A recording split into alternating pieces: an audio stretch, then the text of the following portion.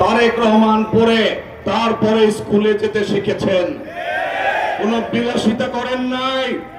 আজকে তাদের এতবার রাষ্ট্র ক্ষমতা পরিচালনার দায়িত্ব পেয়েছেন জিয়াউর রহমান, তারেক রহমান এবং খালেদা জিয়া তিনবারের প্রধানমন্ত্রী হওয়ার পরেও আজকে যাদের থাকার জন্য ঢাকা শহরে একটি বাড়ি নাই, ভাড়া বাসা করে যার থাকতে হচ্ছে দেশনেত্রী বেগম খালেদা জিয়া, সেই নেত্রী যখন উঠে দাঁড়াবে এবং তার সুযোগ্য সন্তান যখন তারেক রহমান বাংলাদেশে এসে বাংলাদেশের নেতৃত্ব দিবেন, তখন এই বাংলাদেশ কলঙ্ক মুক্ত হবে, এই বাংলাদেশ দুর্নীতিবাজ মুক্ত হবে, এই বাংলাদেশ চাঁদাবাজ মুক্ত হবে, এই বাংলাদেশ মাদকের যে স্বর্গ রাজ্যে পরিণত করেছে যারা এবং এদের যারা পৃষ্ঠপোষক, এই কিশোর গ্যাংয়ের যারা পৃষ্ঠপোষক, তাদের কবর রচনা হবে যেদিন তারেক রহমান বাংলাদেশে ফিরে আসবে।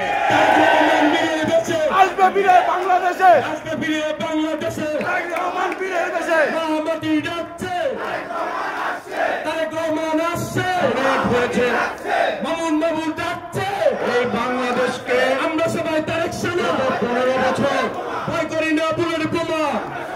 গত 15 বছর এই বাংলাদেশকে একটি অস্থিতিশীল অবস্থা, রাজনীতিতে, বিচার ব্যবস্থায়, প্রশাসনে সর্বত্র দুর্নীতি এবং দুঃশাসনে নিষ্পেষিত করে ফেলেছে। প্রত্যেকটি সেক্টরকে আজকে নতুন করে বিনির্মাণ করতে হবে, নতুন করে আবার প্রত্যেকটি সেক্টরকে মেরামত করতে হবে।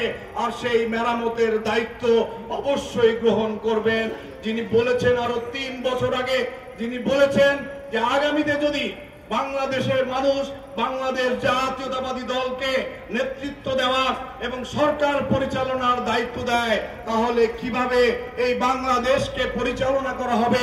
এই ফ্যাসিস্ট খুনি হাসিনা জাতাকলে পিষ্ট হয়ে আজকে মানুষ দরিদ্র থেকে দরিদ্রতর হয়ে গিয়েছিল, সেই মানুষদেরকে যদি আবার নতুন করে জাগ্রত করতে হয়, তাদেরকে যদি আলোতে নিয়ে আসতে হয়, তাহলে অবশ্যই তারেক রহমান বলেছেন যে আমি যে 31 দফার ঘোষণা দিয়েছি, সেই 31 দফার ভিত্তিতে একটি সুখী সমৃদ্ধ বাংলাদেশ, যে বাংলাদেশের স্বপ্ন শহীদ রাষ্ট্রপতি জিয়াউর রহমান দেখিয়েছিলেন, যে বাংলাদেশের স্বপ্ন দেশনেত্রী বেগম খালেদা জিয়া বাংলাদেশের মানুষকে দেখিয়েছিলেন, সেই স্বপ্নের বাস্তবায়ন অবশ্যই হবে।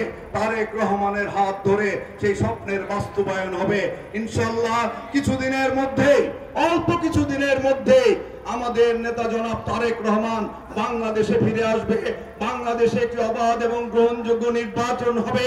আমরা বিশ্বাস করছি সেই নির্বাচনে অবশ্যই বাংলাদেশের মানুষ আবারও ধানের শীষকে বিজয়ী করে তারেক রহমানের হাতে দায়িত্ব অর্পণ করবে দেশ পরিচালনার, এবং এই বাংলাদেশকে একটি সুখী সমৃদ্ধশালী বাংলাদেশ, যেখানে ন্যায় বিচার প্রতিষ্ঠিত হবে, যেখানে অন্যায় থাকবে না, যেখানে জুলুম থাকবে না, চাঁদাবাজি দুঃশাসন দূর হবে, সেই রকম একটি বাংলাদেশ উপহার দেবেন ইনশাআল্লাহ তারেক রহমান। আমরা আশা করছি আমাদের নেতা খুব অল্প সময়ের মধ্যেই আমাদের মাঝে ফিরে আসবে।